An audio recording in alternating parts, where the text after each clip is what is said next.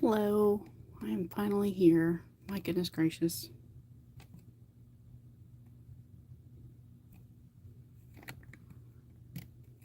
Trying to get everything set up.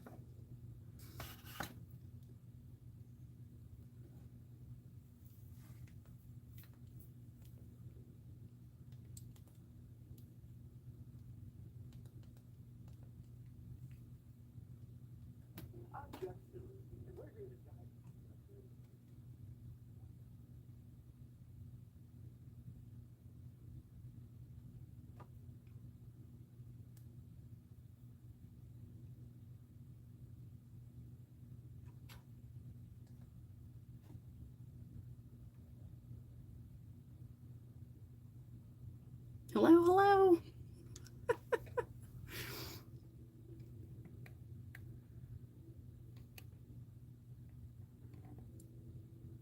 Got this thing at a different angle.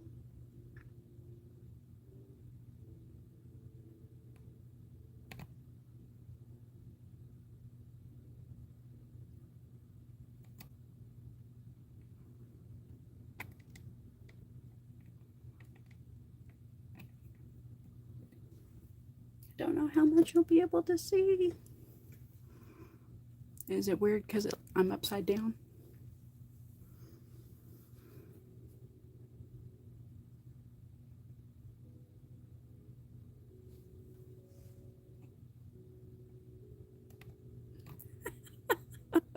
Well, that's good. That's good.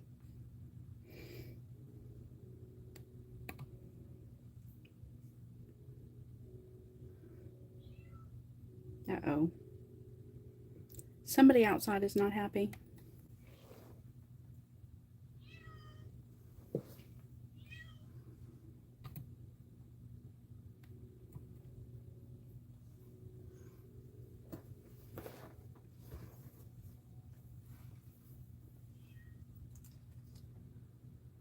my goodness.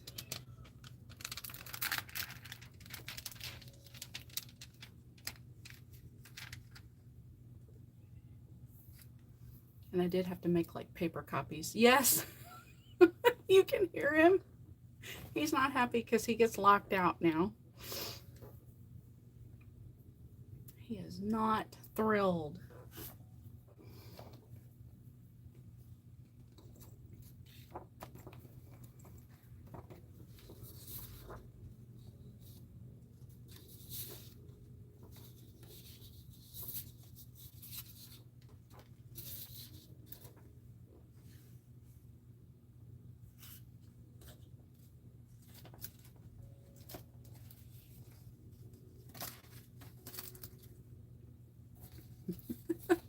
Yeah, it's what he considers fun, not what I would consider fun. Because he thinks this whole area up here is his playground.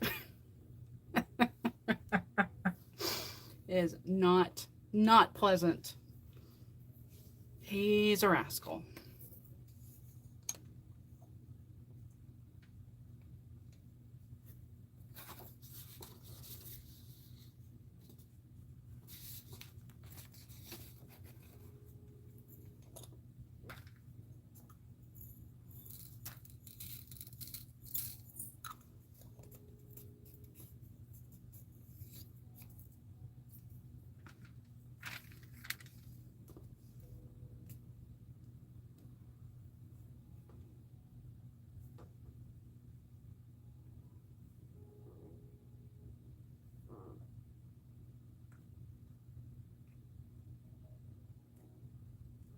I don't know how much I'll be able to do.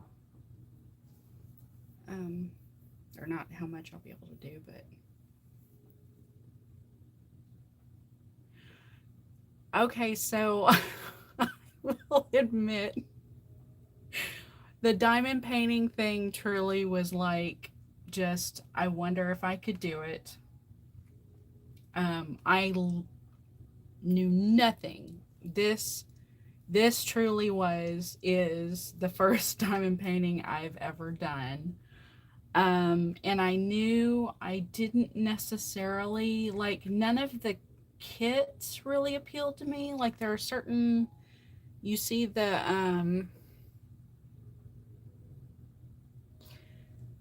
the I want to try artwork, I guess is the word, but none of that looked like something that I'd want to finish and then like hang up on the wall. Um, and for whatever reason, in my mind, when Dee released this, and I'm pretty sure it's kind of what they were thinking, but it looked to me like stained glass, like something you would see up high, that when the sun hit it just right, it would come straight through, that kind of thing. And although learning stained glass would probably be a lot of fun, that also seemed like a lot of expense and training and time. And so this truly was like the next best thing. Exactly. Cathedral windows. So yeah, I kind of just sat because, well, the other the other part of it is too the stitch count. I was like, I so want to do this, but that stitch count, I'm about at the point where if it's anything over, I'm gonna say 7 or 8,000 stitches, I really have to debate. Like I'll support an artist, but I really have to debate whether or not I will finish the thing. So so that was the deal. I thought, okay, well, if I really, really, really want to do this, but I want it to be sparkly, so the other option was to stitch it all into toile. Um, but yeah, then this kind of occurred to me, but I thought, okay, well, I have to figure out how to convert it, how to make the pattern um, doable, make it work. So like when I did this, this is one of the top corners. I just printed out, like behind it, you can't really see it, but I can. Behind it is the actual like paper pattern that I tried to make to scale. Um, and it wasn't really so much whether or not I could do it as it was whether or not the materials were available to do it. So yeah, and then when I figured out um, I think this company is Diamond Dots. When I found out that they had the pre-gridded fabric, that just kind of changed the whole game for me. Um, so yeah, so then then the next thing was, did they make the fabric to size that I needed? Because the next thing I had to do was figure out how many stitches per inch per the thing, and come to find out this the width of this design is actually about an inch and like 3/4 or something wider than the margins on this, so I'm barely making the edge of the fabric. Um, so yes, it took a lot of like, if I do this, will this work? Can I get the stuff to do it? And then will it be um, feasible? Like, can I, and considering that much is done, or I mean, it is very, the background has really been, I think, the biggest mental hurdle for me to get over, because I didn't know if I was going to buy enough or be able to find enough of the background color. So then I started playing with like different sparkly metallic, whatever. And so I've kind of landed on something that I kind of like.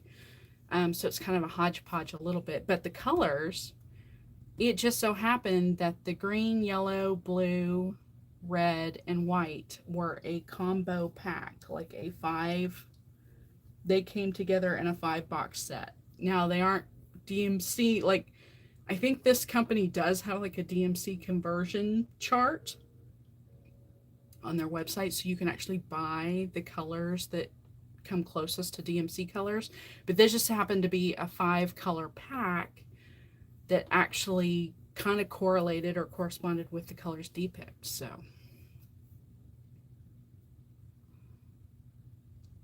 well, thank you. I am liking it so far. It's still been kind of a trial and error, and it's definitely been I've kind of had to figure out and learn, like how to work on it without like my hand. resting on all this. I need to find somebody that knows, that does a lot of these, because especially the larger ones, because I need to figure out, like, when I'm done, am I supposed to fill this in with some kind of like epoxy, or am I just supposed to frame it, hang it up and frame it? Because I know a couple of these have come off, and I've had to put them back. And I know part of that too is like the adhesive. You stick something on and then you realize you put it in the wrong spot, so you take it off so the adhesive isn't as strong anymore. So I agree about the palette. It was definitely, I think, as long as you had the basic idea, and to me, I didn't want to stray too far from the original. Um, I wanted to keep the original intent, I guess, of the piece with the colors. So yeah, for sure, I wanted to make sure. So yes, I am super excited with it. I think so. So I know Rachel Ray does diamond painting. I know Miriam does diamond painting, or did. I think we've had a couple of conversations about it. Um, just from something that Miriam used to do and now I'm doing, and vice. Miriam went from diamond painting to pretty much just exclusively cross stitching, and I've kind of flip flopped on that, the other way around. But like Rachel Ray's got a couple of videos about tutorial, basic, beginning, but also Rachel Ray, I think, buys kits. Um, so there may be something to buying kits that you have all the pieces you need to finish it, um, or all the materials, I guess, maybe you need to finish it. So, um,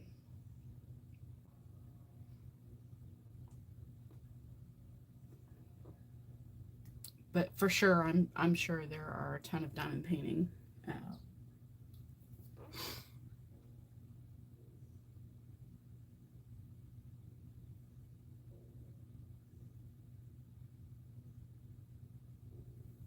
tutorials out there on YouTube. Just need to find some.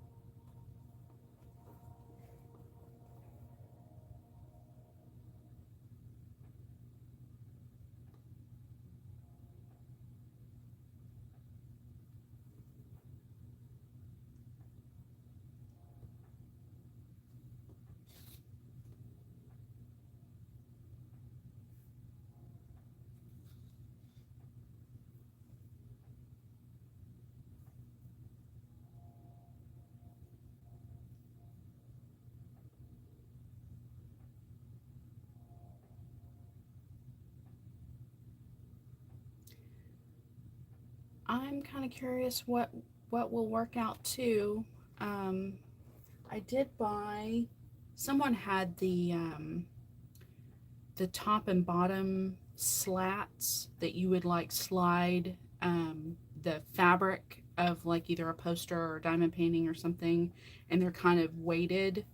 Um, so that's my first um, kind of test trial to see. After that, though, I don't know. The other option would probably be just to buy like a poster frame. The reason why I bought the slats, though, is because the dimensions, the finished dimensions of this piece are not standard. So I don't necessarily want to buy a custom frame for it. That would get way too pricey. But trying to find a frame that fits the dimensions and it still looks good might be kind of tricky.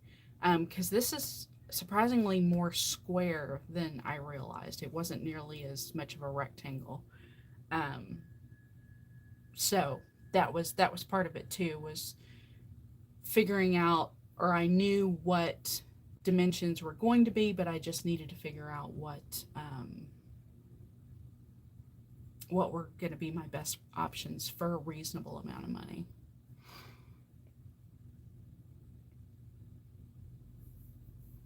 And I feel like I'm already off somewhere.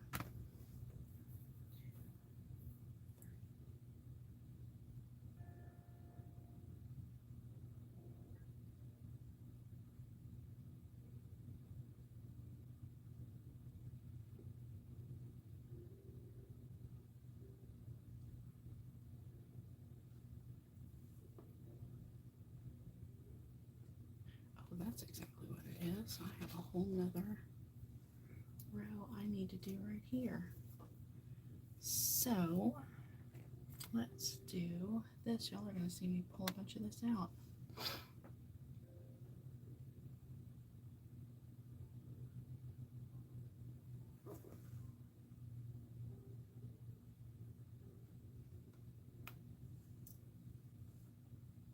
Shouldn't say a bunch, but ones I just put in for sure.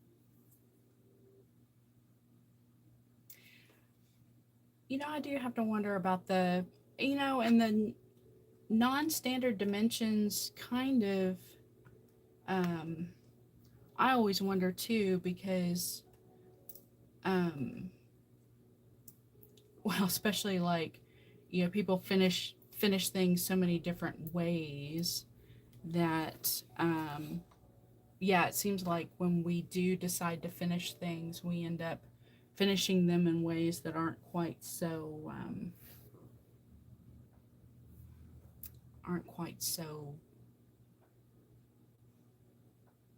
traditional, like samplers and stuff. People think, well, you just frame it, or you might do just like um, what's the word, a flat finish essentially. But more and more people are turning them into sewn pieces, pillows or bags, or soft items, or um, those kinds of things. That it is kind of interesting to see how people end up turning out um, objects that should be finished in a unconventional sense, and then they end up turning them into a framed piece. So it is interesting.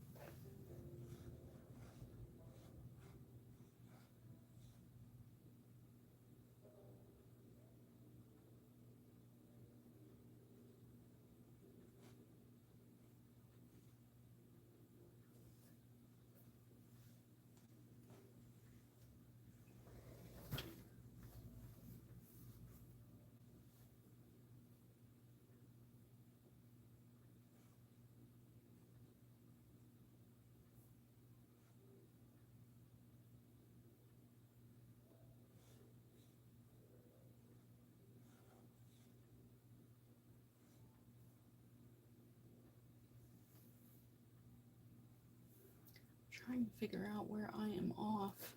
I have way more space here than I should, but I know everything else is matching up, so I'm trying to figure out if I messed up my flowers somehow and they're one shorter than they should be, or I am, because I have about 5 or 6 stitches in there extra than I should, and that's kind of bothering me.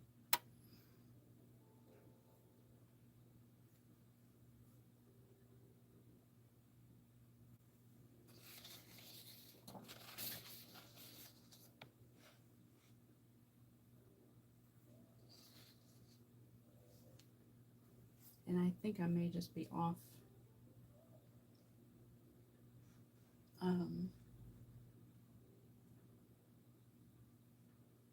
I feel like my brain is broken. I feel like I can't tell where I should be because I'm using the paper pattern. And before I go pulling it all out twice, what I may have to do is start from that corner of the column and work my way back down.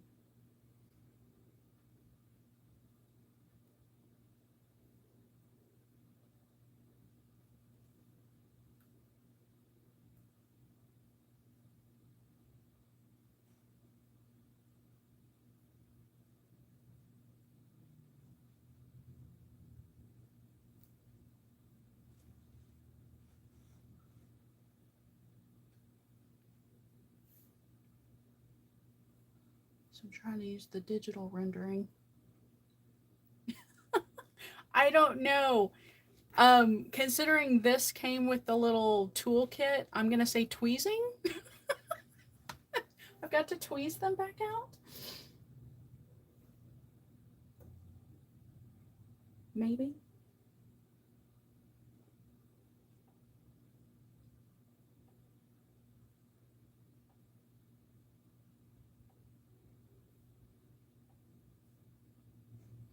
But there ought to be a more clever name than that.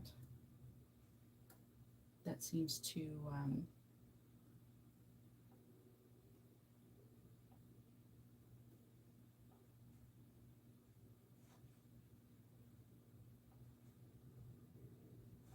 too simple, and not very much fun to say, considering all the other things we tweeze besides besides diamond painting.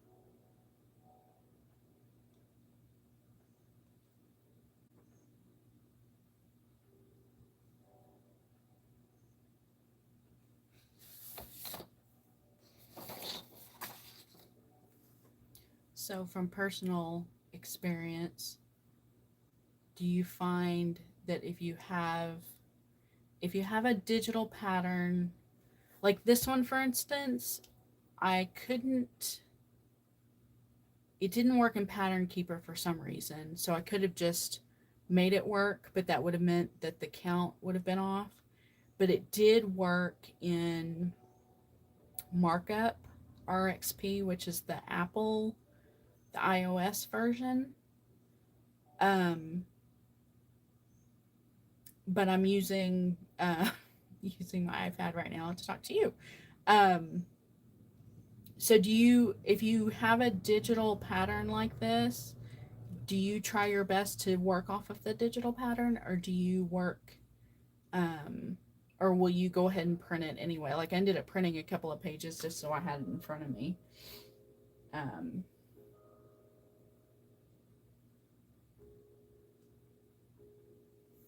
but I'm so used to working with digital patterns, I kind of feel like the paper is confusing me for some reason, and I can't make it make sense in my brain. I don't know why.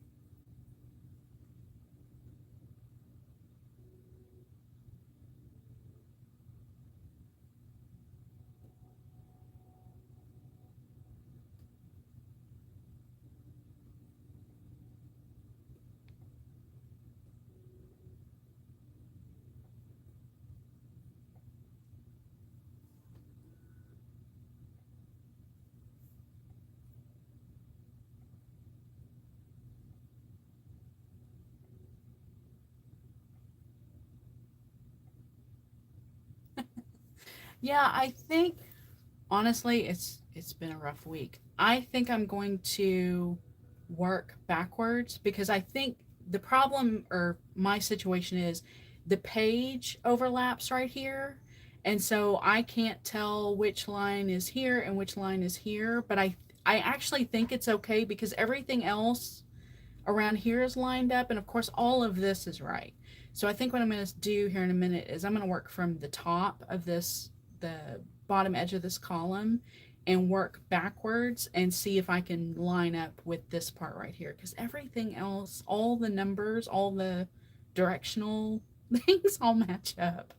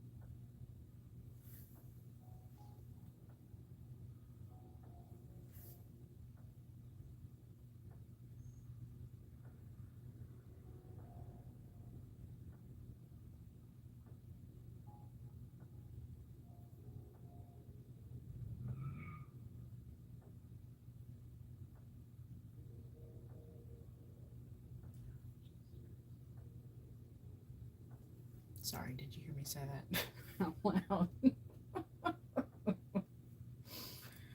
I did not mean it, I promise.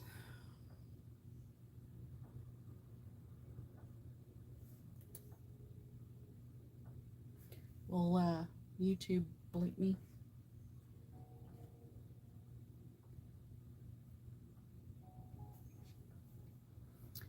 Okay.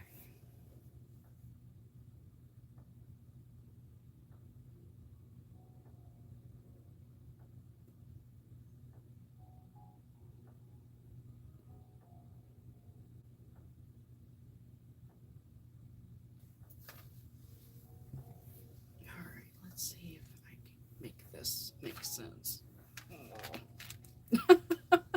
Good. Well, that means you didn't hear me. I kind of swore under my breath, and I hoped maybe YouTube didn't pick me up. That's what I was hoping. I'm really bad about that. And usually when recording something and putting it out on YouTube, you can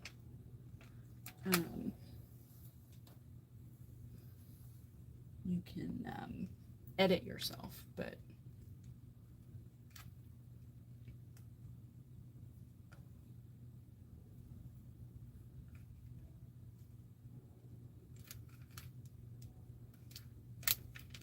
my brain is not cooperating. Okay, we're gonna try this again and see what happens.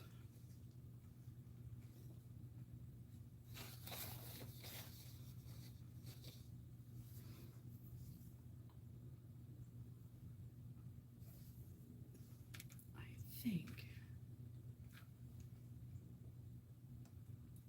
this is where it should be. Oh, sticky, sticky.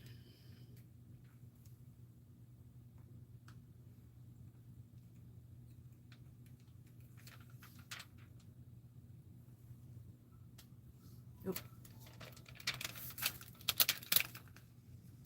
Oh, shoot. I just stuffed that everywhere, didn't I? That's lovely. I think the fan caught the plastic.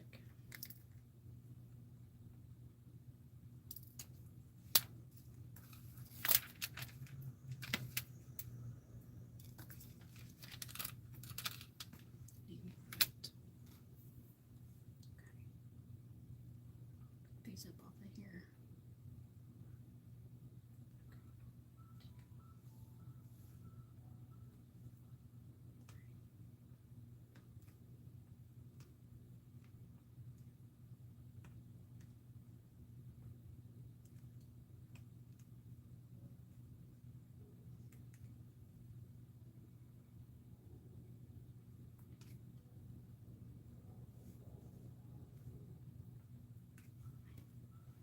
Is that right?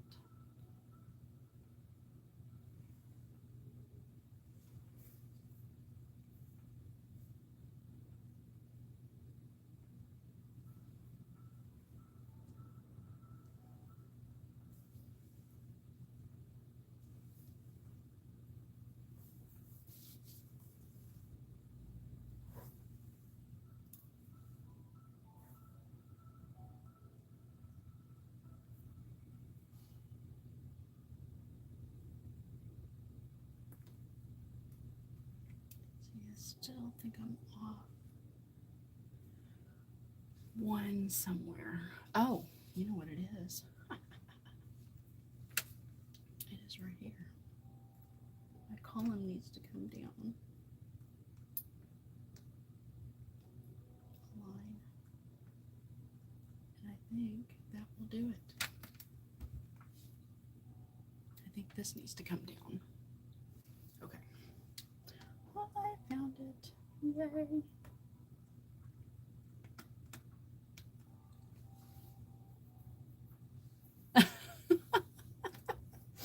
They do when you A, know what you're doing, and B, yes, when you can like sit here and kind of just get in a zone. You definitely don't have to, almost either. I don't know if that's sticky right there or not.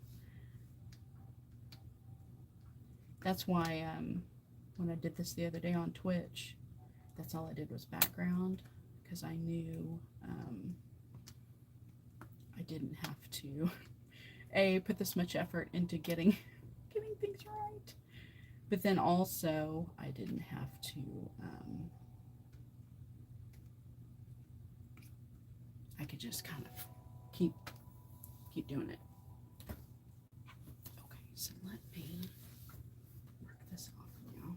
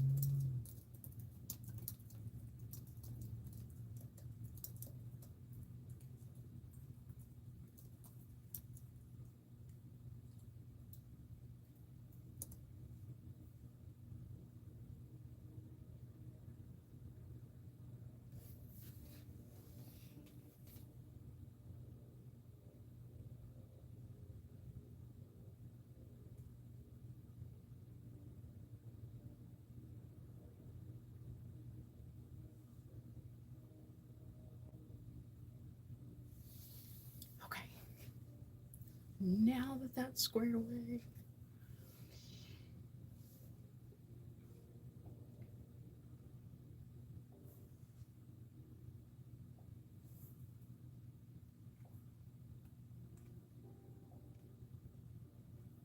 And I've got to go back. Oop, already on the wrong row again.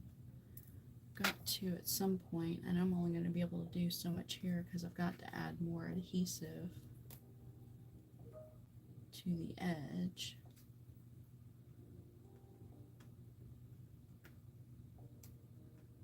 So I can finish this inch or so.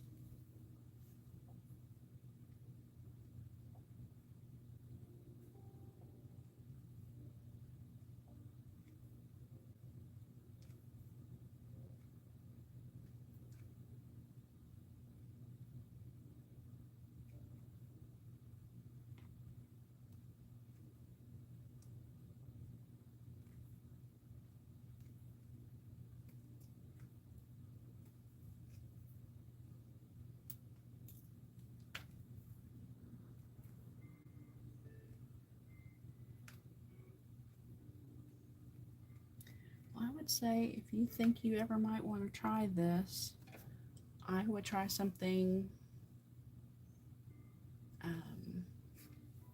small. I actually have, let's spill all this. A couple of other smaller things that I've done that I feel very well, like my cup that I made. And those were done like in a weekend. And if you're one of those people where like I don't know, is it dopamine? The dopamine hit you get from finishing something was kind of like, finishing a small diamond painting was like, oh, this is exciting. Let's start another one. So kind of like we are with cross stitch though too, I think.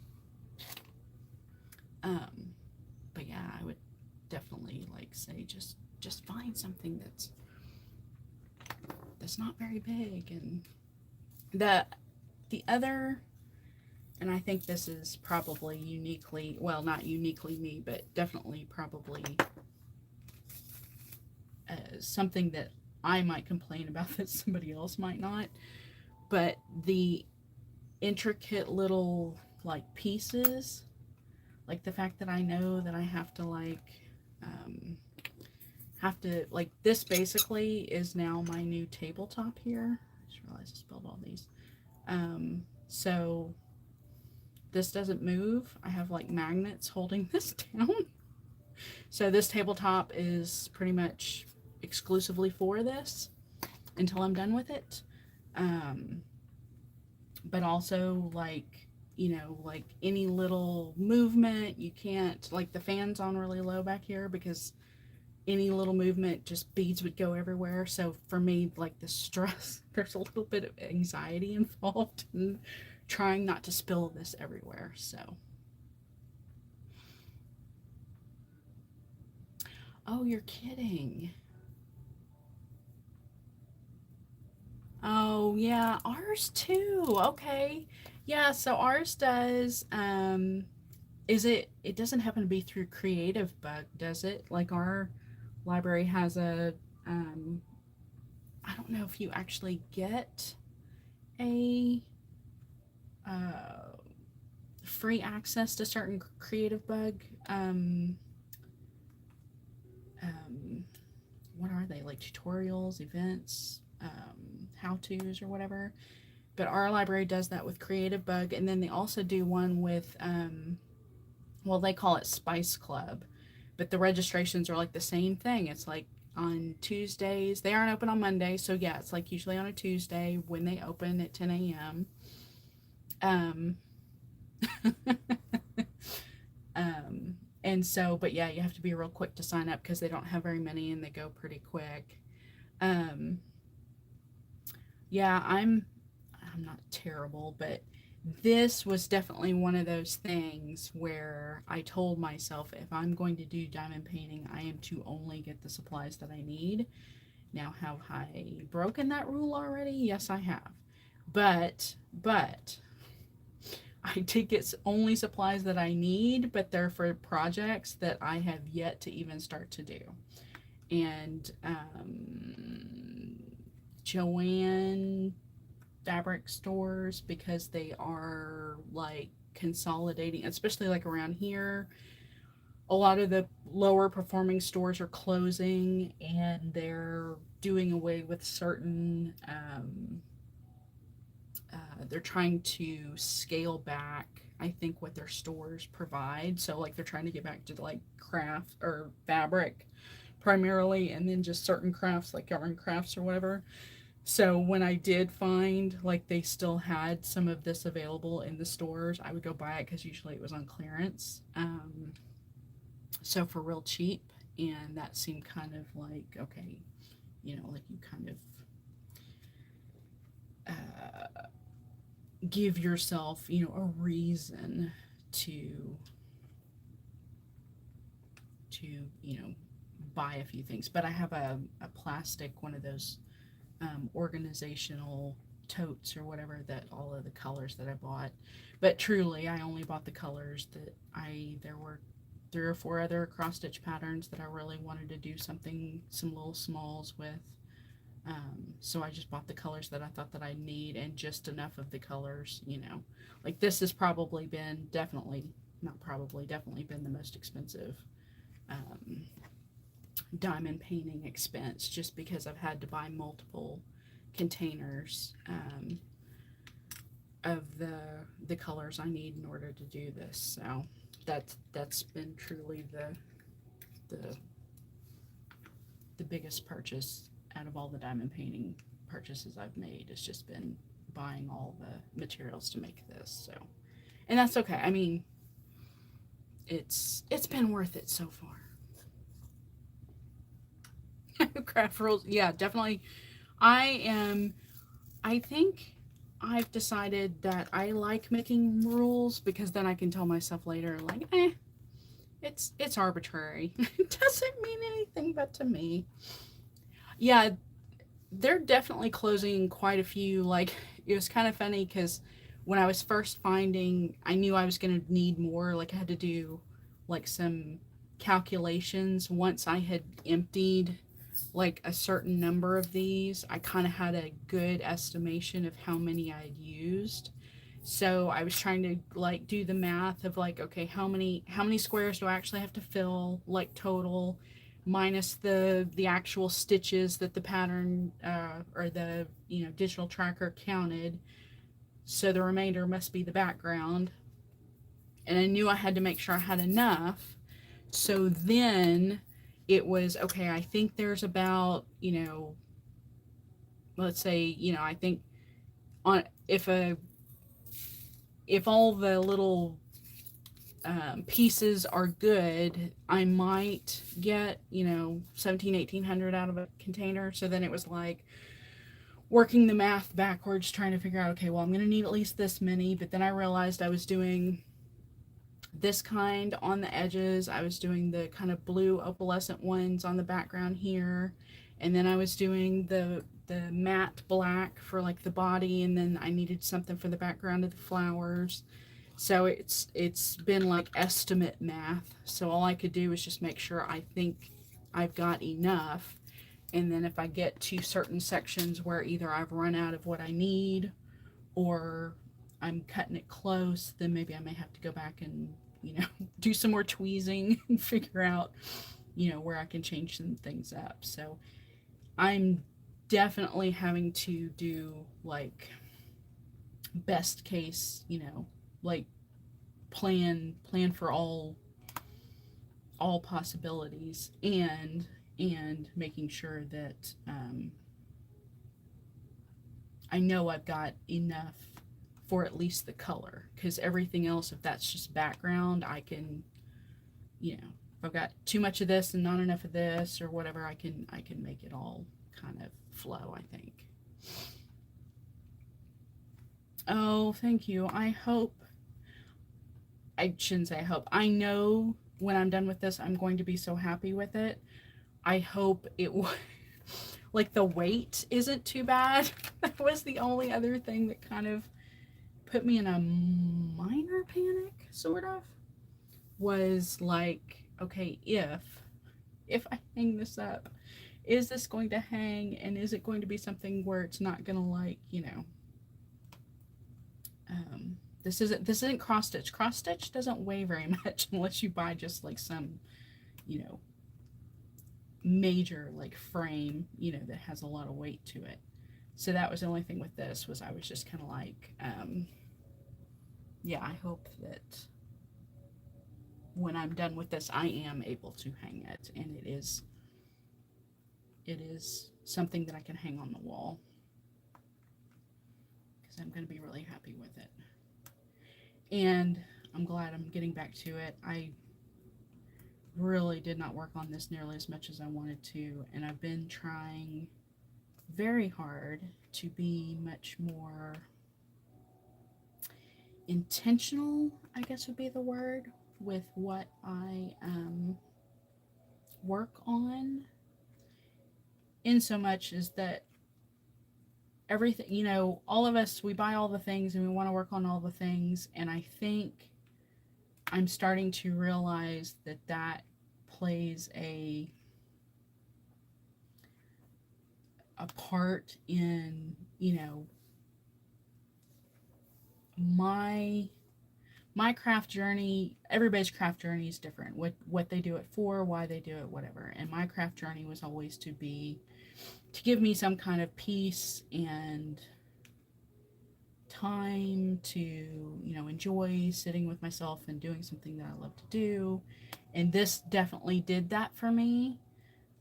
It gave me time to sit here, because this is truly something that I can, especially filling in the background, I can sit here and talk all day and I don't have to think about what I'm doing. I just have to do it. But there got to be a point here in the last couple of months in particular where the outside world would get to me, to the point that it would make me not want to do anything. It's like your brain goes into like uh, survival mode, self-repair mode. I don't know how to describe it, but it's like you just don't you're so exhausted emotionally and mentally, and just you give everything of yourself just to be in the moment for other people, for other things going on, and then you realize at the end of the day you have nothing left for yourself. So there's no enjoyment then anymore to do these things. So this was one of those things that it's like you don't, shame isn't the right word, but you do feel bad because it's something you would enjoy doing, and it's something you'd like to work on, but just the thought of putting yourself through any amount of effort to do anything was just like overwhelming. So yeah. So the last couple of months I've spent a lot of time refocusing, redoing, resetting myself for, like, if I'm going to spend time, social media is a really good example. If I'm going to spend time on social media, I know what I'm going to be um, presented with, and I need to be mentally prepared to be able to handle those things. So you have an hour, get on social media, do what you want to do, be present, be um, give your full attention to it. But then when that hour's up, you're done. Get off. It'll all be there again tomorrow, for your attention, for your focus, for your time. But do not spend every waking minute of every, downtime that you've got, um, you know, letting yourself be succumb to, all of that.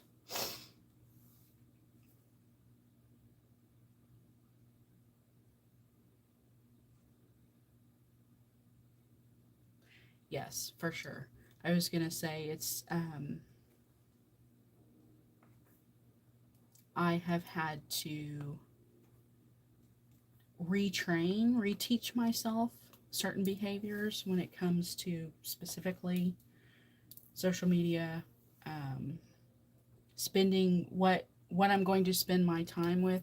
And that's the thing too, because well, you and I are a really good example. We probably follow a lot of the same channels and people and organizations. So for you and I, we probably can relate in some ways with the the information that where we get it from and what we receive every day. So yeah, so those kinds of things to me, just like work takes a certain amount of, at the end of the day, you're exhausted from working, you're stressed out, you have to do what you have to do and then come home. Then your personal life, same thing. You have to do what you have to do and do all those things. But then just the media that you consume, whether it's social media or it's um, television or just internet in general, whatever that is, also can have the same effect.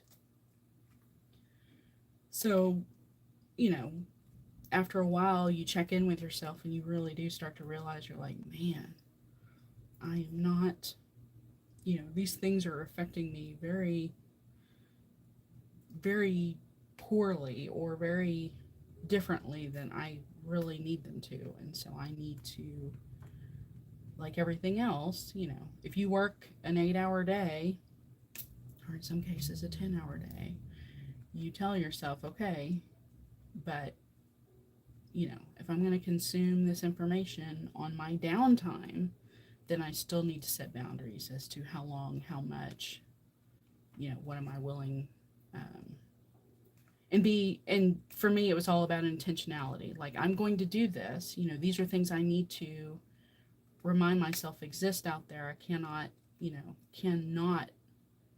ignore what's going on in the rest of the world, but I have to not allow myself to succumb to, you know, spending hours on end and not getting anything else done and then signing off or logging off, and then just the weight of all that just drags you down even further. It's like, no, you sit with it with intention, you educate, you do what you can, whether it's mutual aid or whatever, sharing um, information, learning more. But then, when that amount of time that you set aside to do that is up, then you just say, okay, you you did good. You got all these things accomplished. You should feel proud of yourself. There's always more to do, but tomorrow's another day, and you can sit with it some more tomorrow. But I feel like too, the longer I allow myself to be um, with that information, I feel like it's almost like there's like a bell curve, in that the longer you sit with it, the more time you spend with it. As time goes on, it has less of an impact on you to want to do something, to want to make change, to want to help, and it has more of an impact on you just, you know, uh, the grief, the anger, the emotional toll takes over instead of the action. So I feel like, limiting your amount of time, like take advantage of the action portion of that time. But then when you feel that curve start to slip and it start to turn into an emotional toll, then that's when it's time to take a break.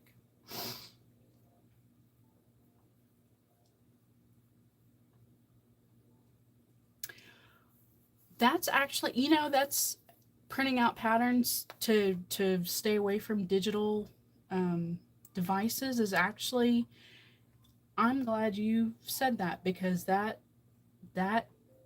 is actually um, a really good way to take advantage of taking a break from all of it. Because yeah, it's definitely one of those things where I feel like being at work, especially um, at home, we go into the office 2 days a week, and I can stay focused in the office because you feel like all the eyes are on you, so you don't pick up your device nearly as often. But when you're at home, you're more susceptible to picking up that device and doing something with it rather than um, ignoring it because you need to be focused and working. So yeah, that totally makes sense that if a paper pattern at least prevents you or allows you to focus or prevents you from um, distractions. That seems like a really, really, really good way to do that for sure.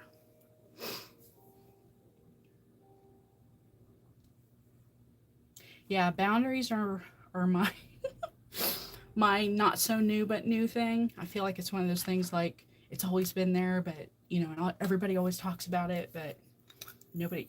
It's everybody always talks about it, but nobody ever does the thing that they say that they're gonna do. Or we get distracted by the other things that prevent us from being able to um, you know stay with that intention, with that focus.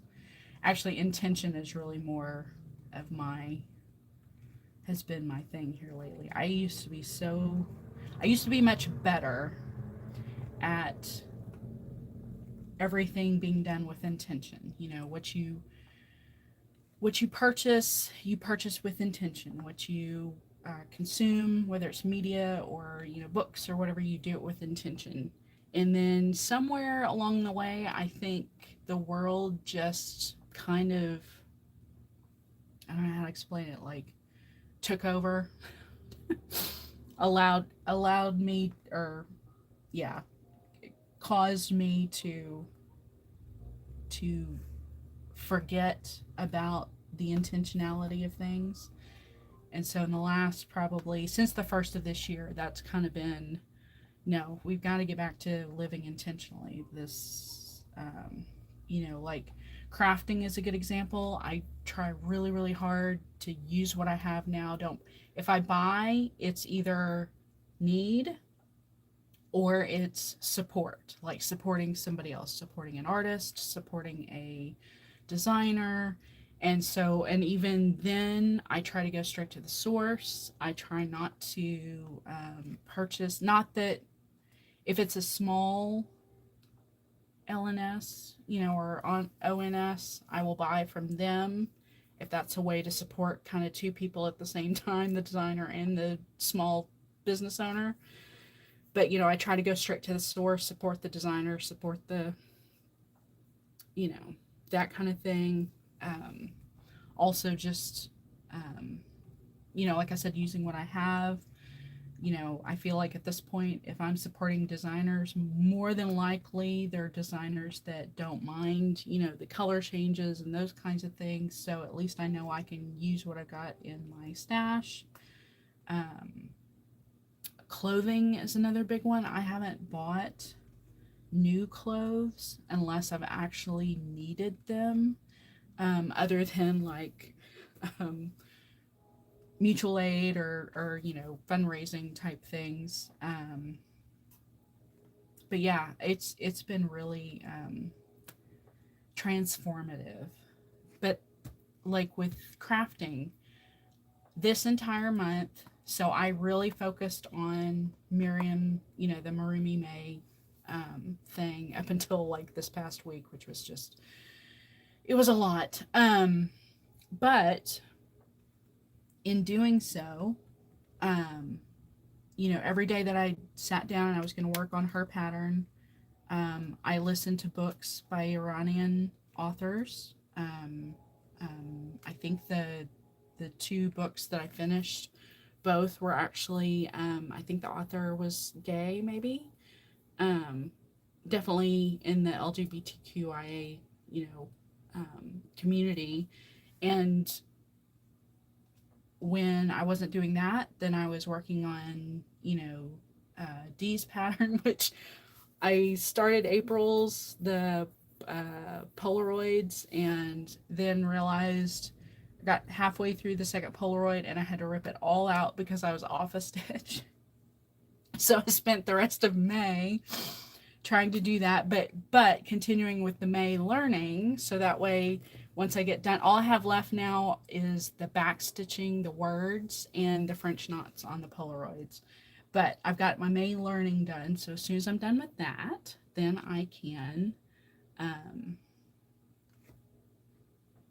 I can start on the May one, which it'll be June tomorrow, but that's okay. Um, yeah, it's definitely one of those things where like everything I've tried to do going forward, I've tried to do, like if I'm going to spend my time with this, I'm going to spend my time, but I'm going to devote my time to it. And I'm going to make sure that the time that I spend with it, I'm also engaged in reading a book, reading or listening to a book, or consuming, content from another content creator or something like that corresponds, correlates, aligns with what I'm working on. Oh no. No, you're pulling out stitches.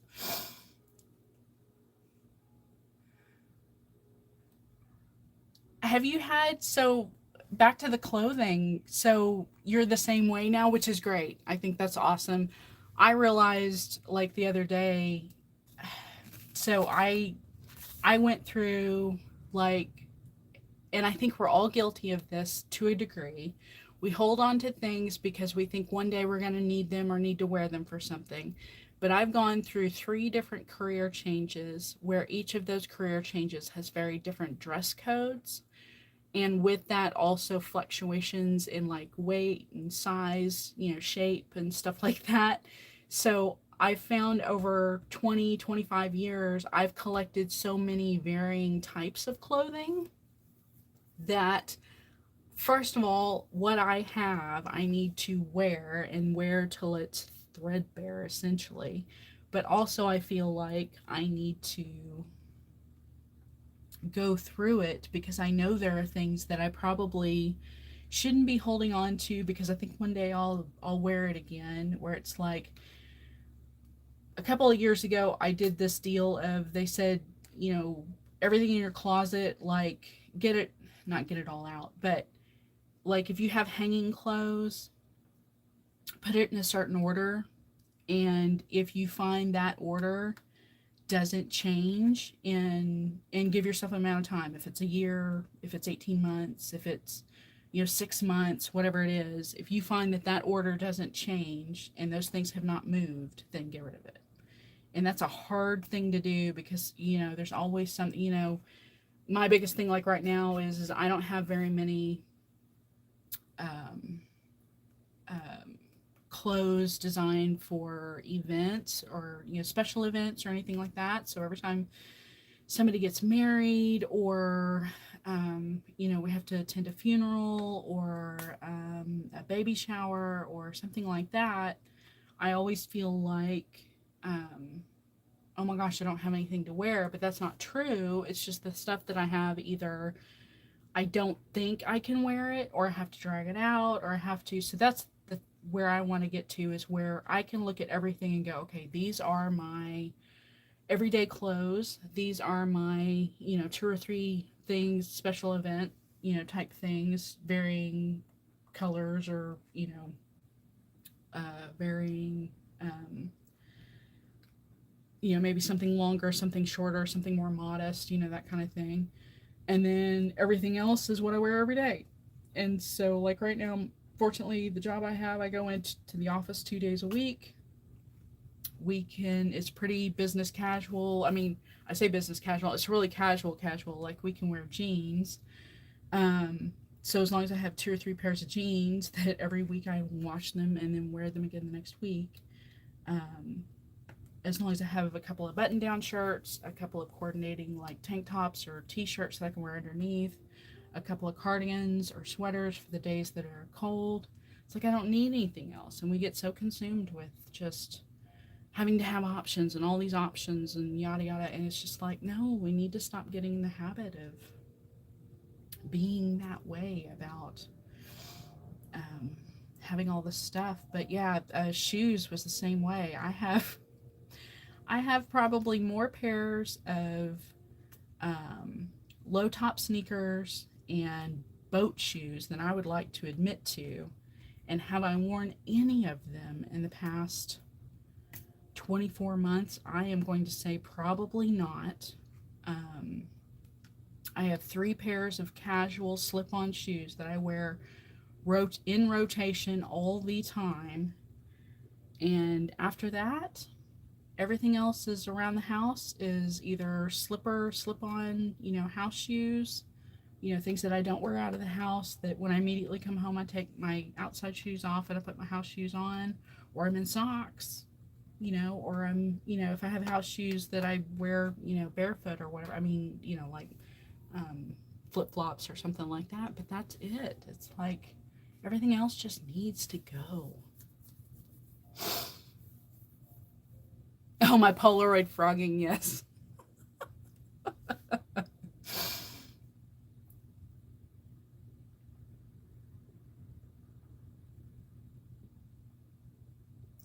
Yeah, and I think with just a few I think the thing that I've learned with just a few outfits is that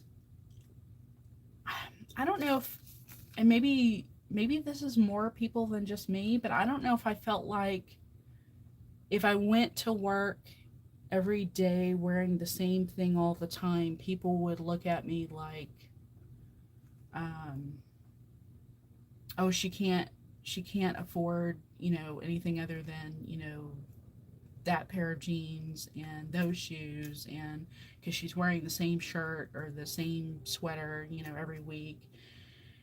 And then one day I think I just woke up and I was like, why did I think that it mattered? Because literally I'm wearing the same cardigan over, now it might be a different t-shirt, but it's the same cardigan every day because that cardigan is warm, and I don't have to think about, what I'm gonna wear. I mean, it's like it actually is kind of freeing to sit there and go, I really truly don't have to sit here and wonder, okay, am I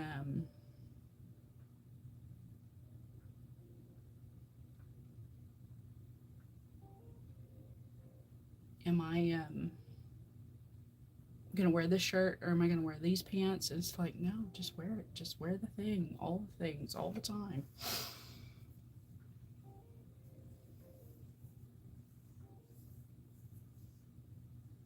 Oh yeah, I can't. So yes, teenagers can be is the word hypercritical? Is that a word? Like, just like, I don't know. It's and it's funny because it's like they're teenagers. Why in the world do we care what the I mean, I remember vaguely being a teenager, and I guarantee you the minute I stepped out of that school, I wasn't thinking about anything but the moment and what I was about to do with my friends, or what I mean, I to think that, we could be so hard on ourselves because, scathing teenagers might have have an opinion of how we dress. Well, and absolutely, being confident enough. And with me, it wasn't even, or I was gonna say it's confidence, but it's also just being comfortable, being okay with um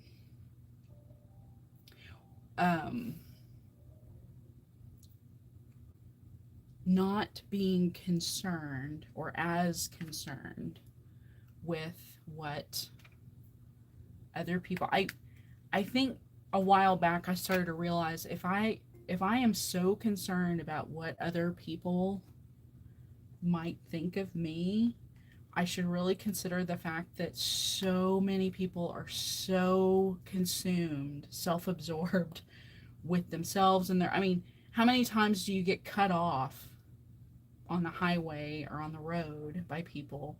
And it's not because they're they're trying to make you angry. They're doing it on purpose.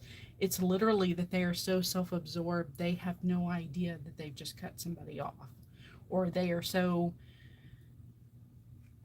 their self-importance has overrode their ability to worry about someone else's safety.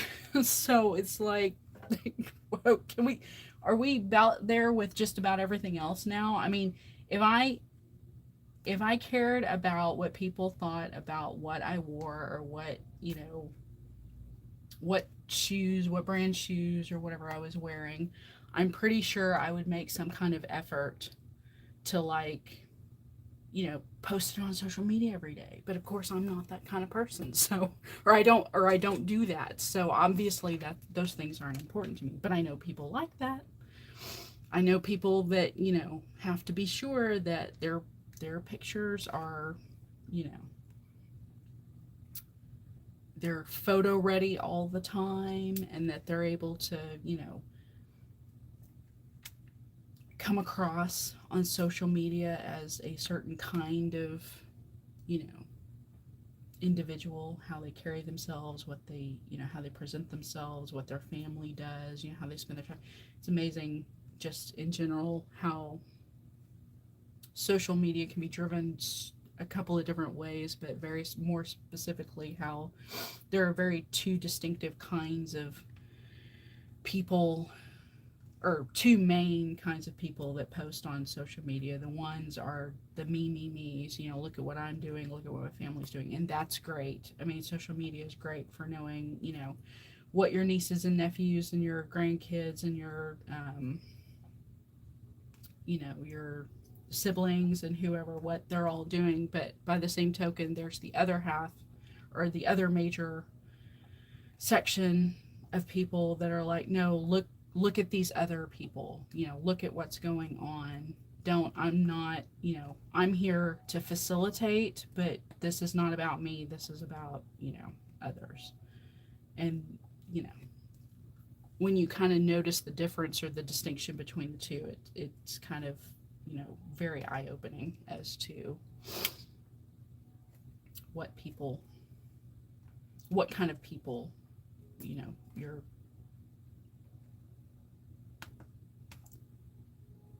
viewing.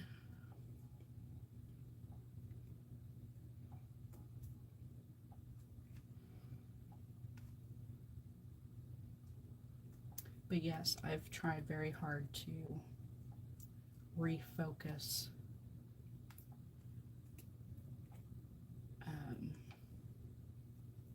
Something brought me back to it the other day, and I can't even remember what it was, but just a reminder that for every moment that I can spend, even if I can't help, even if I'm just learning about other people and their lives and their situations, I feel like that's still, to me, that is time spent well, and hopefully there is some kind of, you're being paid in knowledge, or in,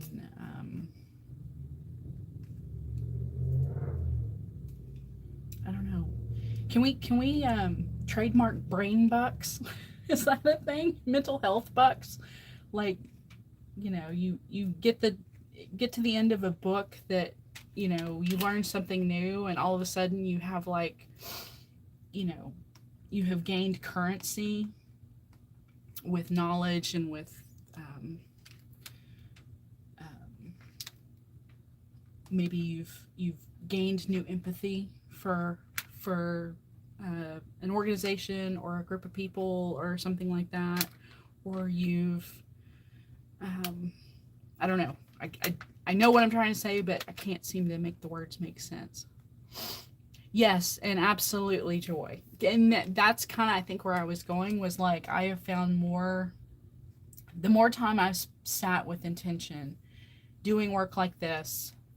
This is, a project that Dee designed that I know that I was able to, um, provide some mutual aid for.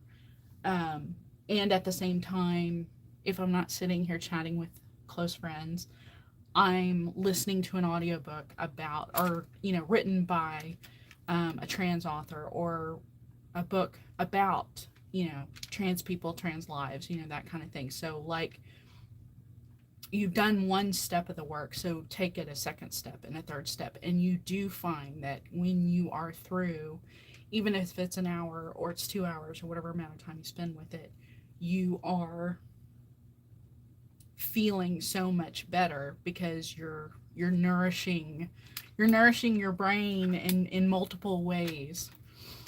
But yes, that definitely brings you joy, but it also, in some ways, I want to think that it brings you closer to, it's like you're spending personal time with someone by sharing your time learning about someone's lived experience that might be similar to theirs, and that you get something more out of it than just enjoying diamond painting or cross stitch, those kinds of things. So the intentionality of it is what I really, really, really hope.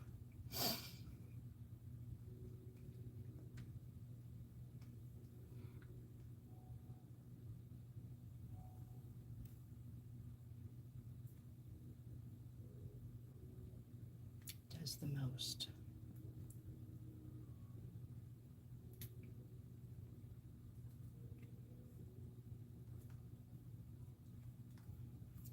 Oh, all the way over there.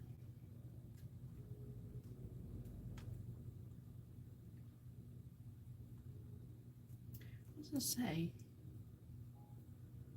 I can't believe, for the most part, other than the stressors there at the beginning, the tweezing, I thought I was going to have to doing the actual stitching pattern part of the design has actually been kind of exciting.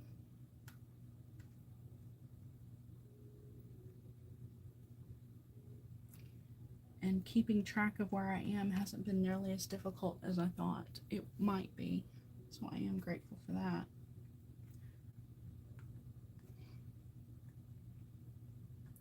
I saw did you, was it you that posted or maybe you showed yours on your last floss tube? Did you end up doing a center start? Because you have part of the eye done, right, in the center? Normally, I think if I had stitched this, I would have done a center start, but because of the way I knew I was going to have to do this to keep the sticky from getting all over my hand, I knew I had to start in one corner and kind of work my way from bottom right up.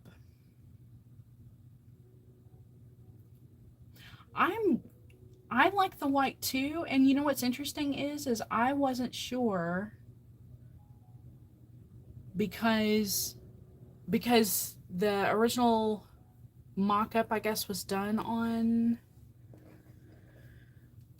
what was it done on? I forgot now what the background color was. But it kind of occurred to me like I wasn't sure how well the white was going to do, especially, doing it like this. But once you got all the background filled in, it like it all kind of worked really, really well together.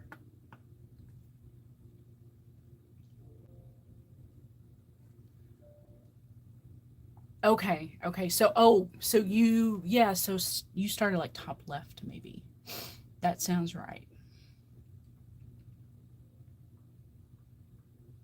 Yeah, maybe it was on black.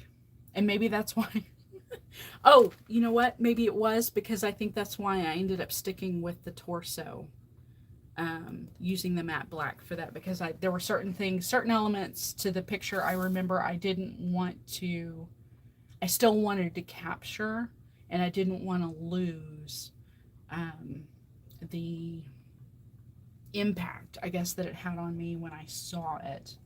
But like Miriam's version is on navy, and I think that one's going to be amazing.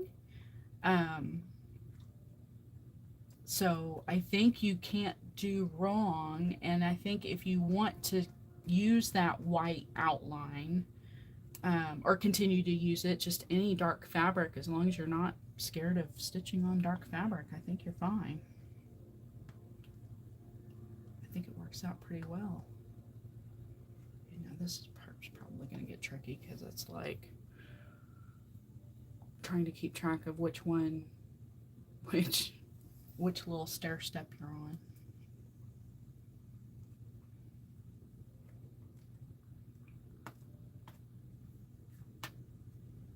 Yeah, my hand's getting stuck. And this is the other part that I've got to figure out the background. If when I get done with the columns, which I think I will do the columns, the cornice is on the columns, the same background as this. But then when I get up in this arch, I have to kind of, I may have to take a hard look at how many containers I've got and how much I've got left, and maybe try to finish the center to figure out how much of this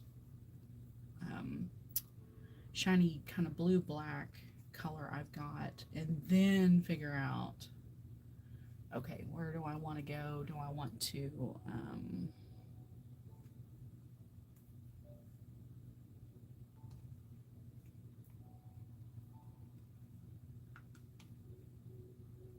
continue all the way up the arch matching the columns, or do I want to do something different? I think I may have more matte black than I realized, or have more matte black than I needed for what I just needed to do. I wanted to make sure the flowers, the floral motifs turned out, or stood out. So I wanted to outline them so they showed up really well. But other than that, I think that's the only other thing I really have planned for the matte black. So I may figure out from there what else I can do with it.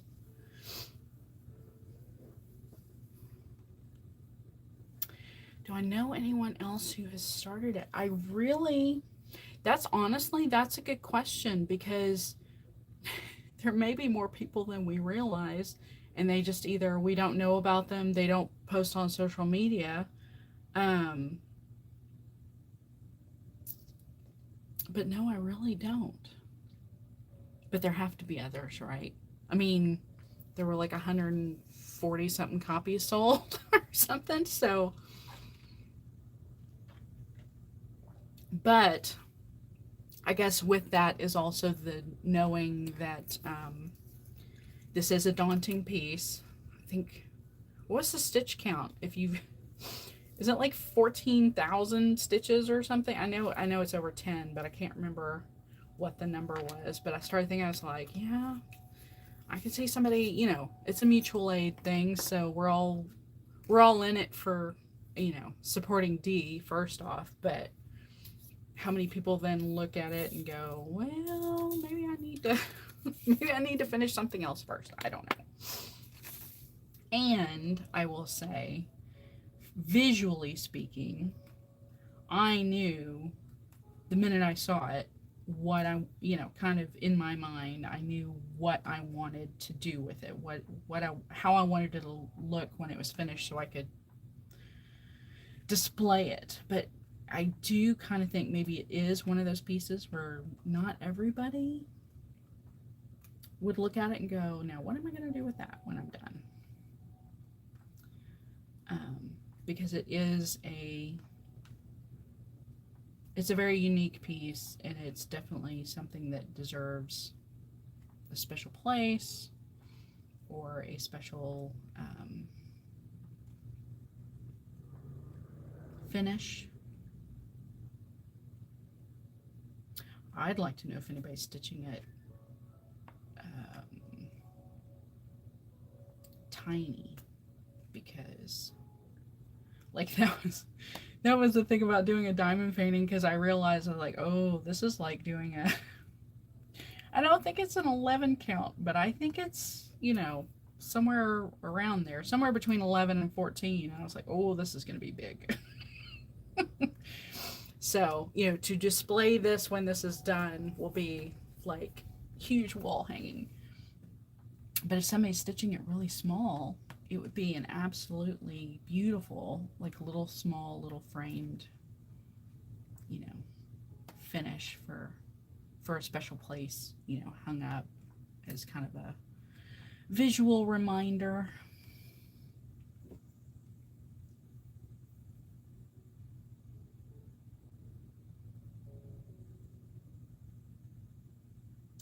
Ooh, that's going to be amazing if you get to donate it. I think that would be absolutely fantastic.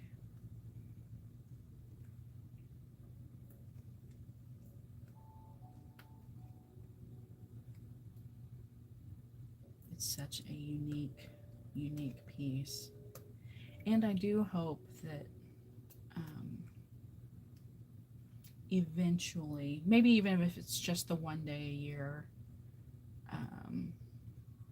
for Trans Day of Visibility, that it's available maybe in the future. I know I had a couple of people ask, I think it was like in February when we were all doing Stitch for Pride, and I had people ask, like, where'd you get this? How do we, you know, is this still available? I was like, no. I'm like, I think they're gonna release it later. But, you know, definitely follow Dee's Instagram, because if it comes back out, you know, if it's gonna be sold again, that'll be the first place you'll find it. Find out information about it. I don't think I kind of think that all of us that knew about or knew Dee and followed Dee on Instagram, I think kind of were prepared for buying this the day it was released. So I don't think there were as many people that were as regretful, but hopefully, if there are still a few people interested, it will be available. Pattern will be available at a future time, even if it's one day only. I think so too. I think a tiny version would be like, I go back to the stained glass thing. I don't know. I mean, I do know, because it truly is, when you see the mock-up, that's the first thing, like if you are familiar with you know, architecture and that kind of stuff, and have been to buildings that have just amazing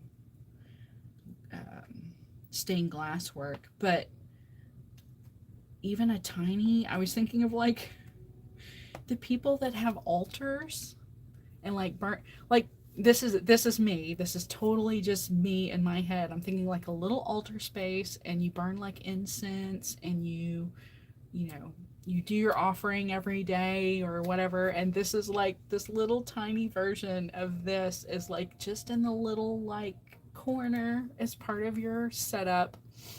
That would be absolutely amazing. But yes, I don't know. My brain works in mysterious ways. Okay, so what I'd like to do is make sure I don't go any further on this. So let's do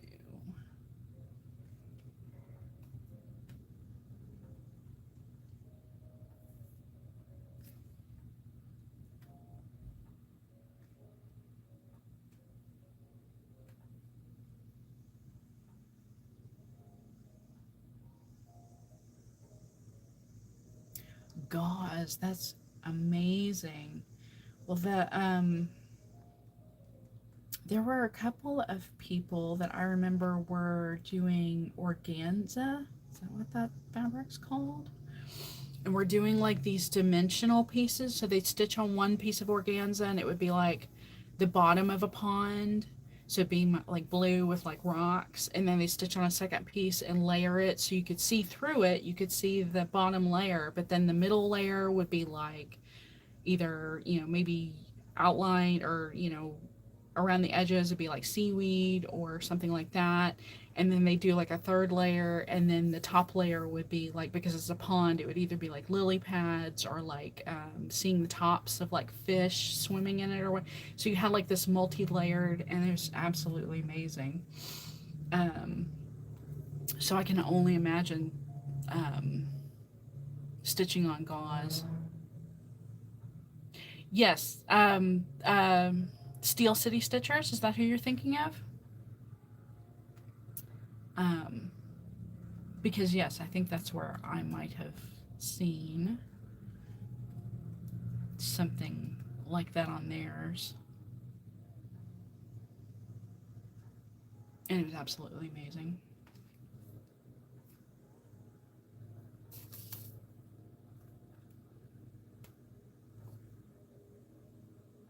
Okay.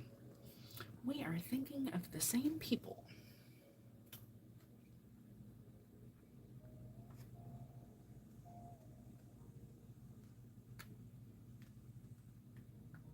See, and I don't know what the difference is. The only other way I know, or the only way I know to put it is stitch count. I don't know like the difference between gauze and organza. Like, so when I think gauze, I think like medical bandages gauze, but I know that's not, that's definitely probably not what you mean. But that has a very different weave from organza, or even like tulle, like that they use to make like the really fluffy skirts, that kind of thing. And I know like you can buy that stuff like in rolls and spools at craft stores, but that has a very different weave. Like tulle especially has a very very wide, like the holes are really um, open. So I would think stitching on something like tulle, you would definitely need to use either all 6 strands of DMC, or a very thick um, thread, or very thin, like maybe even a yarn or something like that. It is. So that's, I don't know. I know fabric about as well as I know.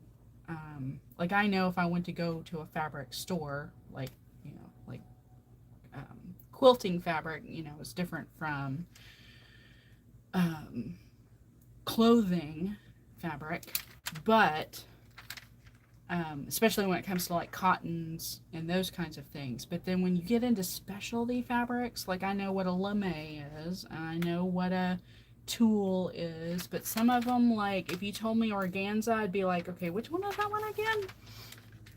I wouldn't necessarily always know. Um,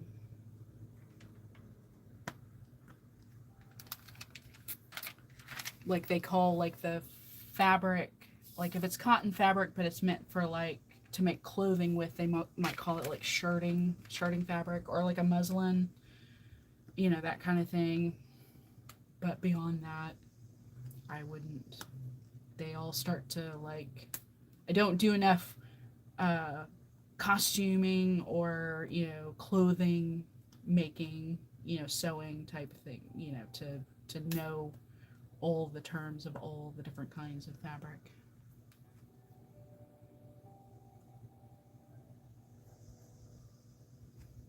I'm still doing okay here. I'm hoping I can get all of this in.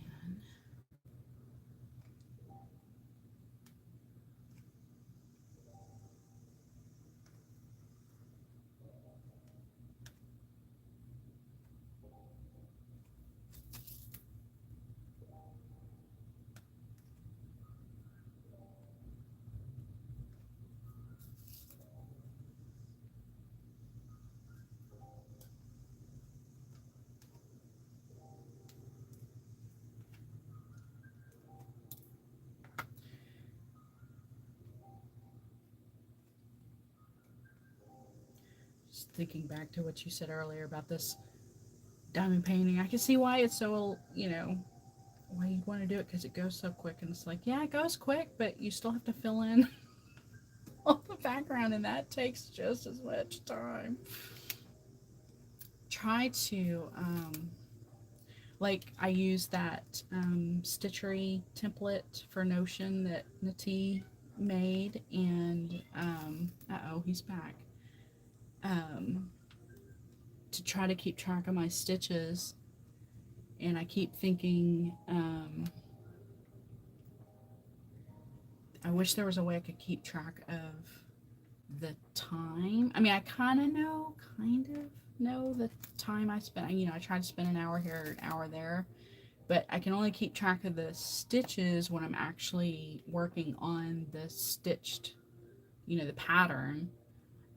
There's no way to really, I mean, other than the math I mentioned before, just taking the complete dimensions of the pattern and subtracting out, counting it like it's a full coverage, and then subtracting out the actual pattern itself to know how many stitches, um, diamonds, beads or whatever, the gems that I'm putting into the background. But from a day-to-day basis, I don't know how many I'm doing, and I do not. I think the weight of having to try to count all of this would be just a little too much for me. So I'm just kind of going with the flow, but I am keeping track of it as if I were stitching it, just so I know the days that I've worked on it.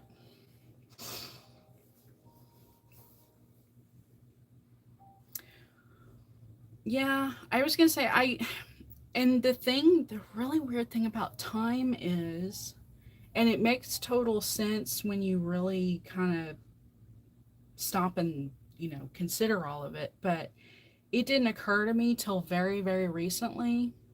So I know I typically will stitch either 16 count or 18 count. So if it's like a 32, if it's a linen, if it's 32 or 36, I still typically stitch 2/2, but I'm getting more comfortable with 1/1.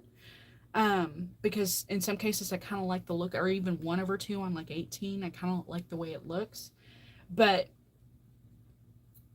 with like 16 count, if I were stitching 16 count fabric, I know that with a pulled thread from a pre-carded, like Roxy Flosco or something like that, I have like an idea of how many stitches I can get out of that thread, that one pulled thread, and then how long it takes me. So like, and I think the number is about 50 to 55 stitches, and I think it takes me about 20 minutes.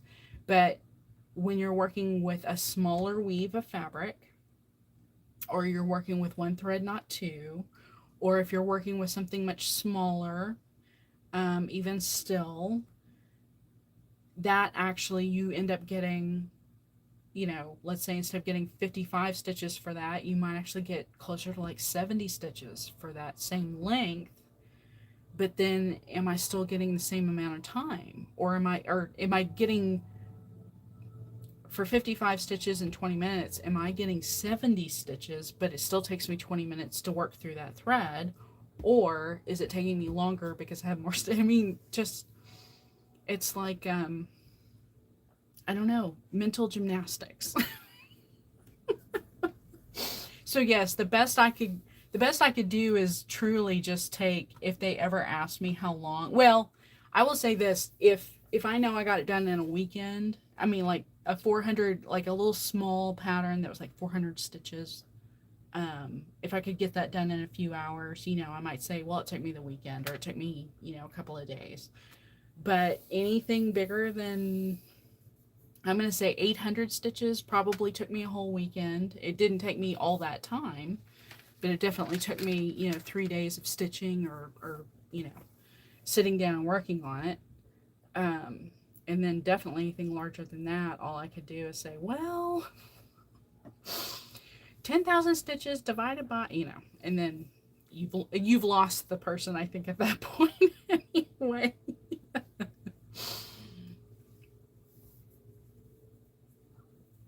Yeah, I really do. I totally agree. I think you can only the numbers you have are only as good as the current pattern you're stitching on, and that's based on um knowing that you're being consistent with your stitching. It means you're not getting a lot of knots or having to frog anything or having to, untangle or, I mean, all of those other factors always come into it. So, yeah, it's definitely one of those where this is consistently, if I was sitting down and I had all my stuff to go and I knew exactly what I was doing and I didn't have any distractions and I didn't have any issues trying to stitch it, then yes, this is this is how it turns out, or this is how it would be calculated up. And I think when it comes to it too, people that do commission work, I mean, at the end of the day, and same goes for yarn, yarn crafts, knitting, crocheting, weaving, even. I think people just don't to sit down and crochet or knit a blanket for someone, and then they ask you, "Oh my gosh, this is, so gorgeous. How long did this take you?" You're like, "Yeah, please don't ask me to answer that because it probably didn't either it didn't take as long as I think it did or it took so long that, at a certain point it was just meant to be, a good relaxing craft rather than worrying about, gifting it to someone when it was all said and done, for sure."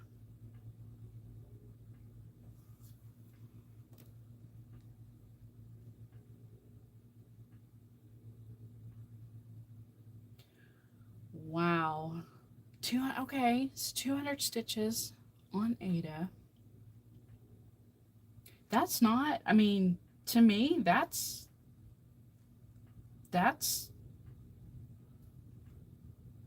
impressive, but it's also like, okay, that to me makes good sense. I was going to say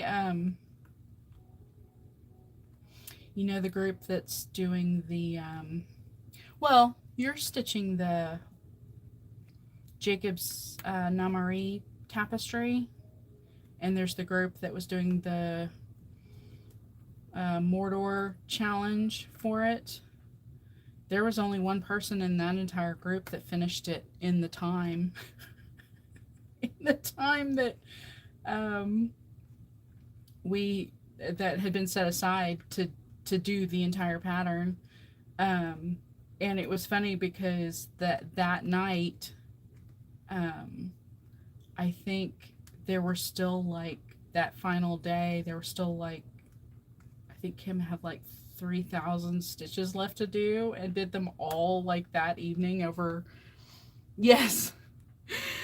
and and basically did like those 3,000 stitches over the Zoom, and I think everybody like stayed up all night just to wait to watch Kim finish it because it was just like, one person at least was going to get it done.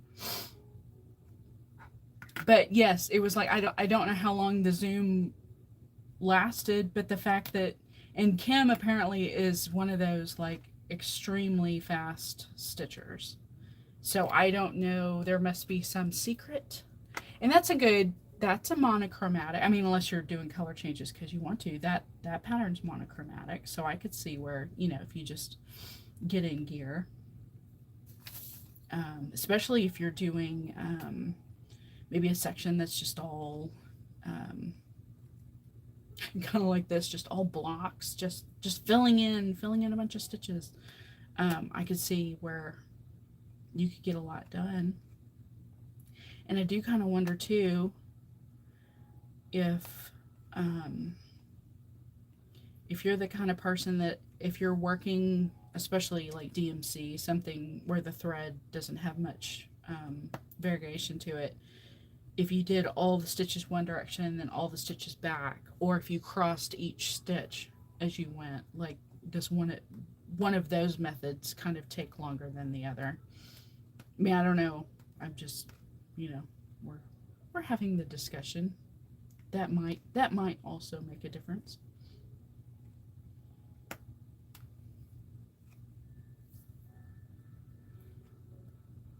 But yes, so everybody else is still trying to get theirs done. And it was a task. I mean, it was a Jacob is not for the Jacob has a lot of really adorable, really sweet, really doable small patterns, but if you want the full modern folk embroidery experience, you definitely are going to know how large his patterns get. So the fact that, we all thought, oh, I think I figured that between the time that I started that pattern and the last date of the Mordor challenge, it was like, oh, if I just did, I think it was like 100 stitches a day or something, and just kept up with it and maybe played catch up on the weekends, I could actually get this done. And it's like, and then life steps up to the plate and goes, nope. You got other things to do, lady. You don't have time for 100 stitches a day. That's lofty talk.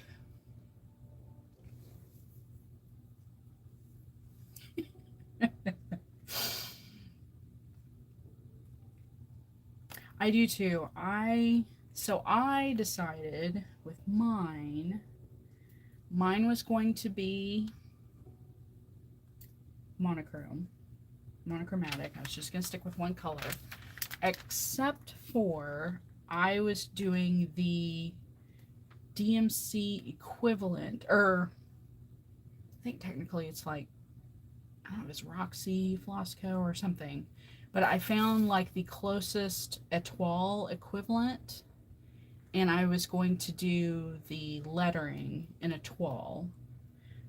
Only because all I could think of from those movies was how when they heated up the ring, that's how they read the inscription on the inside, how it glowed.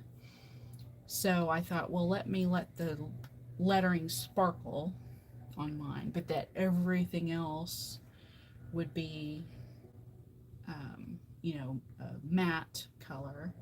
And then when I started to realize the size and the shape, I started debating on whether or not to make it a triptych, in the sense that I would separate the top, the middle, and the bottom sections and stitch them far enough apart that they would be like separated. So then they'd be like, if they were going to be hung, they'd be hung on the wall, but as 3 separate pieces, except instead of one giant piece. But I haven't totally sold myself on that idea yet, but it was a thought at the time, because it also gave me like I kind of thought, well, if I got done with the center, and then at least I could feel good about, okay, I'm done with the center piece, and then I can start the top piece, and then when I got done with the top piece, I could feel good because I was done with the top piece. It gave me better like benchmark goals, as opposed to trying to do this entire piece all at once. But then when I think it was Jessie suggested the shawl as a knitting alternative, that's actually what got me hooked.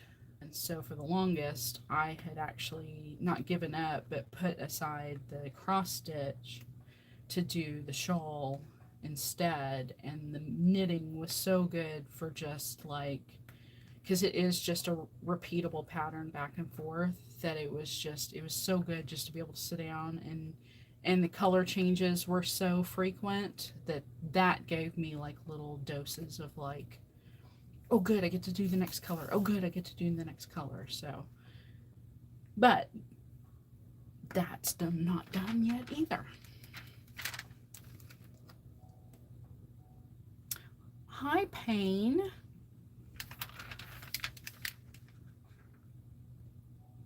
so glad you are here.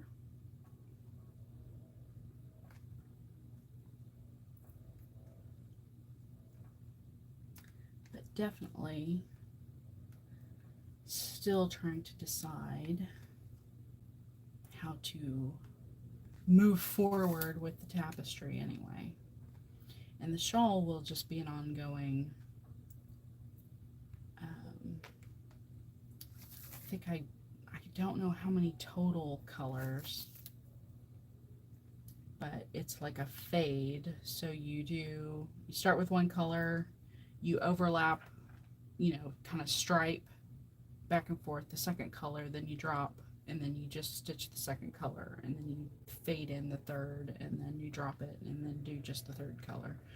So I think I'm like 8 or 9, maybe 8 colors in.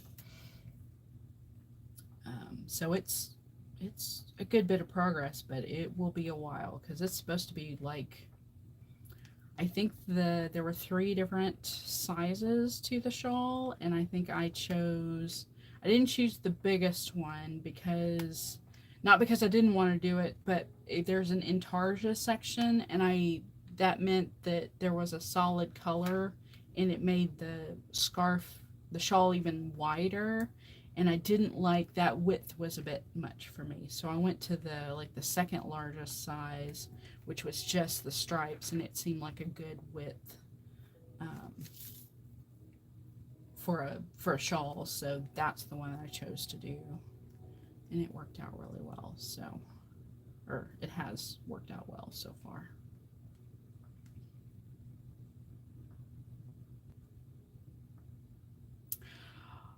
Now there you go, crocheting. So if you were going to crochet a cross stitch pattern, see, knitting is actually not that difficult. I mean, I think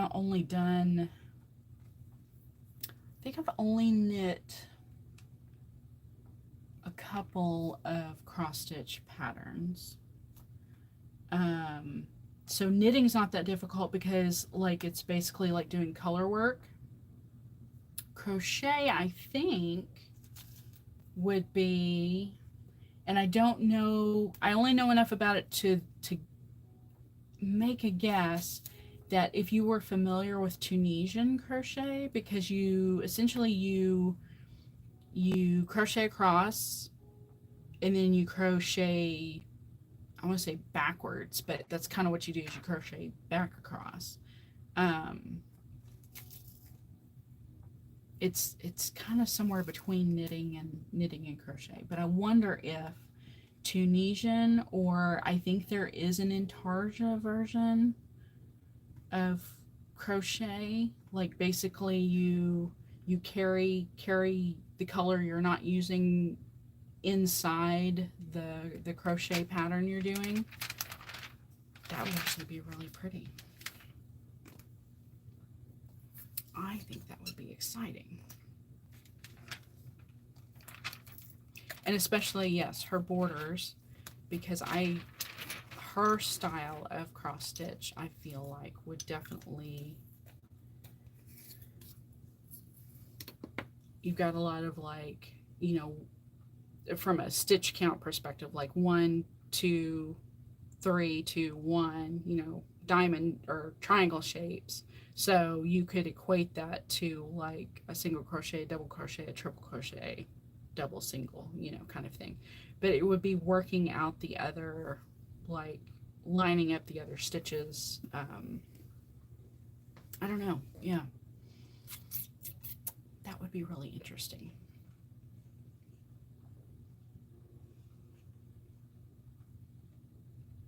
Mosaic. Maybe that's what I'm thinking of. Mosaic crochet.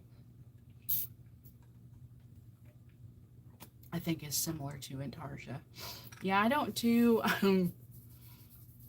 the crochet I try to do is pretty like, just give me a yarn and let me just back and forth, back and forth, back and forth. I think the more complicated crochet gets, even though I did do, or I have done, amigurumi, and that was actually kind of fun. you know, because you're actually building like or shaping like um,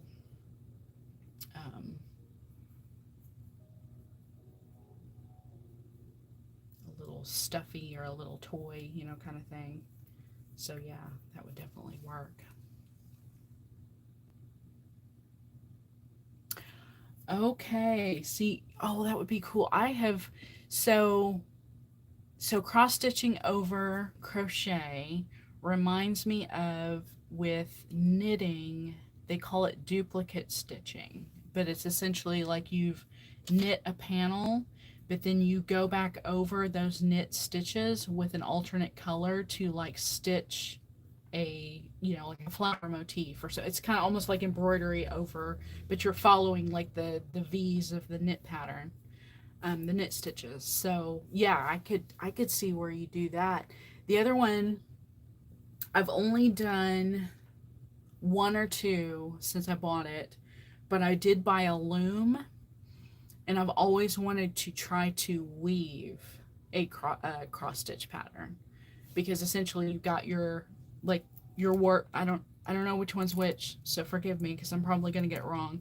But you've got your warp and you've got your weft. So then all you're doing is weaving in and out those squares, you know, across your a grid. So that's the one that I'd like to try next. maybe after I'm done with this, try to weave a cross stitch pattern for sure. But yeah, all the weaving, the one or two weaving projects I've done have been really really small, and the loom, the first one I ever did was a kit, and the loom was actually like a cardboard where you just wound your your um, your warp threads basically, and then when you were done, then all you did was cut, you know, basically those looped threads off the ends of the cardboard on either side, and then you had like your fringy, so you'd either tie them in knots or do something with the ends just to keep it, you know, keep it from unraveling essentially. So I think that would be a lot of fun. Let's try to look and see how long we've been on here. How long have we been on here? We've been on here 2 hours. I feel like I actually got quite a bit done with this. I'm feeling kind of good because I got this column done and it all worked out right here. Now I've got some loose beads that I gotta figure out where they belong. Gotta put them away.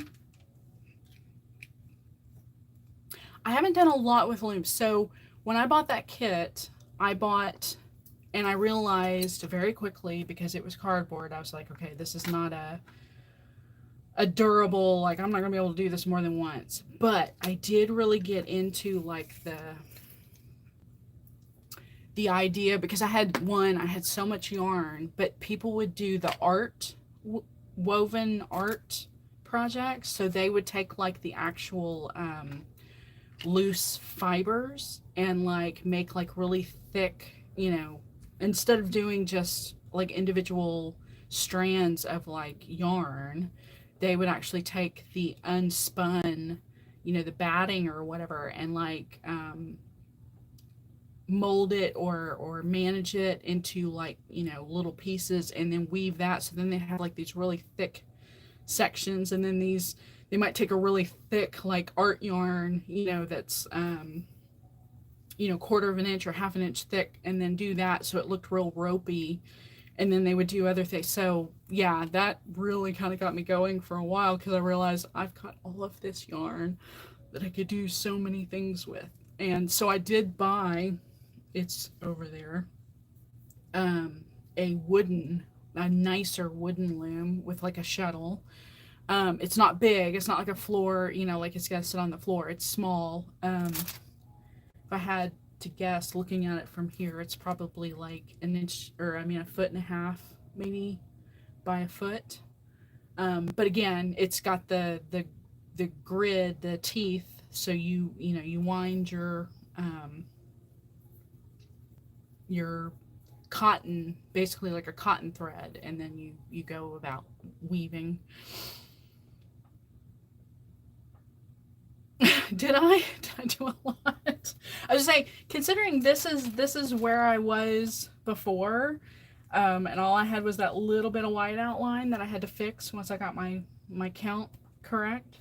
I was gonna say the background is kind of the thing. It's like if I can just sit there and just fill in, um, it's not so bad, and it definitely get more done when you're able to just devote a little bit of time to it. I think when we get off of here, I'm going to go ahead and cut a couple more, like, whatever that is, 3, 6, maybe 8-inch pieces of adhesive and go ahead and get my margins done. I started moving this down. I may wait though too, because I realize I've got to work my way up so I can let this hang off the table. So I may actually need to work on this section next, just to give myself a couple more inches of room so I can pull this down a bit. But I would like to get, it's kind of funny because you see like that gap. It's like, I know I need more adhesive, an extra adhesive strip, and it's like that's all my brain wants to do is fill in that fill in that bit just so it's done. I know it's wonderful and terrible all at the same time, that it's like, especially with things like this where you get an idea, or you have a crafty adventure that you go down, and then as you're sitting there working on it, your brain starts to think of all the other this would be so neat if it was just this, or like this. I kept thinking about the other flowers on this, if you did them and they were like Christmas ornaments on your tree, or or if you had like a I don't know, some kind of like, I was even thinking like people like to yarn bomb the trees in Denton, like crochet, wrap the trees in like crochet or knit. But like if you did these and then went and hung them up in the trees, so when the sun hit them just right, there was like sparkle, it would be absolutely amazing. So yeah, I just keep coming up with, like, especially a pattern like this when there's so many good just little motifs that you can pull from. So okay, well, if you are at a stopping place, I am at a good stopping place for now. I need to probably go make sure that my younger cat has not decided that he doesn't like me anymore because I kicked him out for too long. And I hope you have a great weekend. I hope you have something planned. We still got storms through here. So it's kind of, dinner sounds good. Dinner sounds really good. Yeah, I was gonna say I might go try to see if I can find something myself to eat. He'd like to think it's drama around here, but it's all of his own making. All right, my friend, I will catch you the next time. Hopefully I will try to be here at 3:30 next Friday if I can help it. Work got a little bit in the way, and then there's some things going on behind the scenes here. So yes, you too, if you have weather roll through, stay safe and take care of yourself. Thank you. I really enjoyed it, and we will definitely do it again soon, now that I've got this a little more figured out, for sure.